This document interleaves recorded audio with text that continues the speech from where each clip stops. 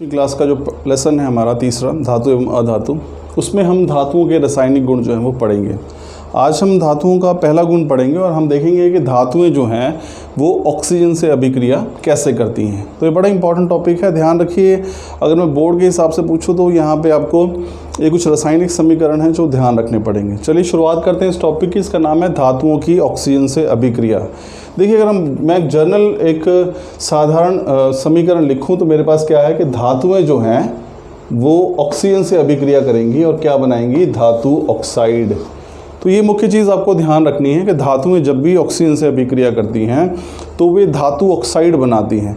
अब देखिए, जो धातु ऑक्साइड बनाती हैं अभिक्रिया के बाद, ये सभी जो ऑक्साइड होते हैं इनकी प्रकृति कैसी होती है, क्षारीय, यानी कि ये एल्कलाइन होते हैं। अब ध्यान रखिए आप इस बात को कि धातु, सबसे पहली बात तो याद रखिए कि धातु और ऑक्सीजन जब भी अभिक्रिया करते हैं, या हम कहें कि धातुएं जब ऑक्सीजन से अभिक्रिया करती हैं तो क्या बनाती हैं, धातु ऑक्साइड। अब धातु ऑक्साइड जो बनते हैं वो उसकी प्रकृति कैसी होती है, वो अम्लीय हैं या क्षारीय हैं या उदासीन। तो मैंने आपको बताया कि जो धातु ऑक्साइड बनते हैं उनकी प्रकृति कैसी होती है, क्षारीय होती है। चलिए अब इसमें देखते क्या है।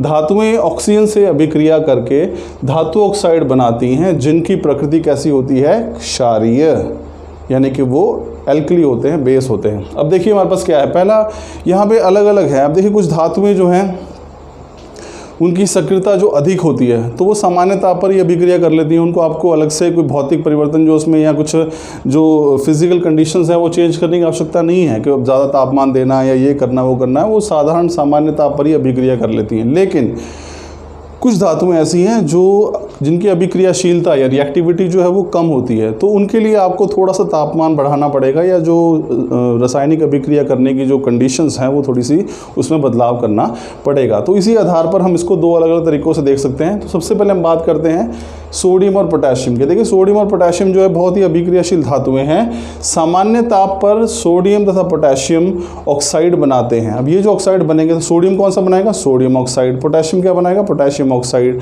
अब ये दोनों जो ऑक्साइड बनेंगे वो क्या है, अगर आप उसे जल में घोलेंगे तो दोनों ही ऑक्साइड किस में परिवर्तित हो जाएंगे, हाइड्रोक्साइड में। सोडियम ऑक्साइड जो है वो सोडियम हाइड्रोक्साइड बना देगा और पोटेशियम ऑक्साइड जो है वो पोटेशियम हाइड्रोक्साइड बना। तो यहाँ पे दो अभिक्रिया हैं। पहली अभिक्रिया में क्या हो रहा है कि सोडियम और पोटेशियम किससे अभिक्रिया कर रहे हैं, ऑक्सीजन से, और क्या बना रहे हैं, सोडियम ऑक्साइड। सोडियम जो है वो सोडियम ऑक्साइड बना रहा है, पोटेशियम जो है वो पोटेशियम ऑक्साइड बना रहा है। अब इन दोनों ऑक्साइड जो बने हैं इनको यदि आप जल में घोलेंगे तो सोडियम ऑक्साइड क्या बना देगा, सोडियम हाइड्रोक्साइड, और जो पोटेशियम ऑक्साइड है वो क्या बना देगा, पोटेशियम हाइड्रोक्साइड। तो ये पहली अभिक्रिया देखिए, ये सामान्य ताप पर होती है। ध्यान रखिए, सामान्य ताप का अर्थ ये है कि सोडियम और पोटेशियम जो है वो बहुत ही अभिक्रियाशील धातुएं हैं जो सामान्य ताप पर ही अभिक्रिया कर लेंगे। तो सोडियम और पोटेशियम जो है वो सामान्य ताप पर ऑक्साइड बनाते हैं ऑक्सीजन से जुड़कर, ये पानी में घुलकर ऑक्साइड जो है वो हाइड्रोक्साइड बनाते हैं। अभिक्रिया आप यहाँ पे देख सकते हैं, सोडियम जो है वो ऑक्सीजन से जुड़ रहा है और ये बना रहा है सोडियम ऑक्साइड।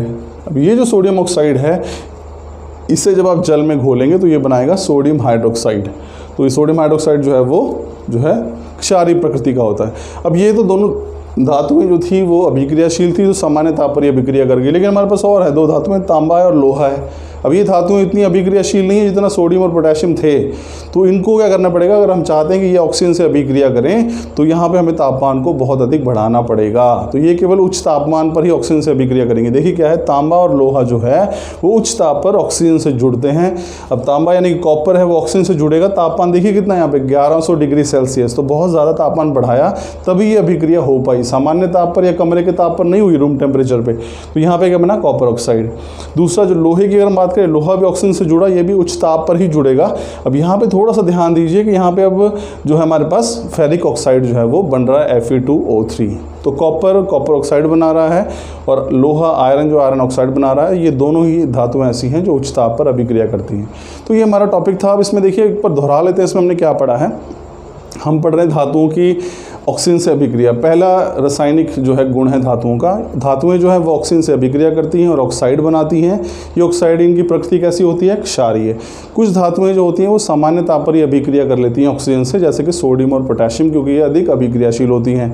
तो ये पहले ऑक्साइड बनाएंगी दोनों धातुएं, और जब जल में आप इन्हें घोलेंगे तो ये हाइड्रोक्साइड बना देंगे। लेकिन कुछ धातुएं जैसे कि तांबा और लोहा है ये बहुत अधिक अभिक्रियाशील नहीं है।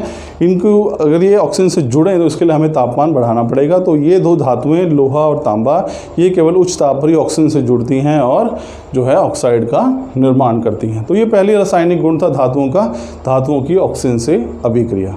Thank you.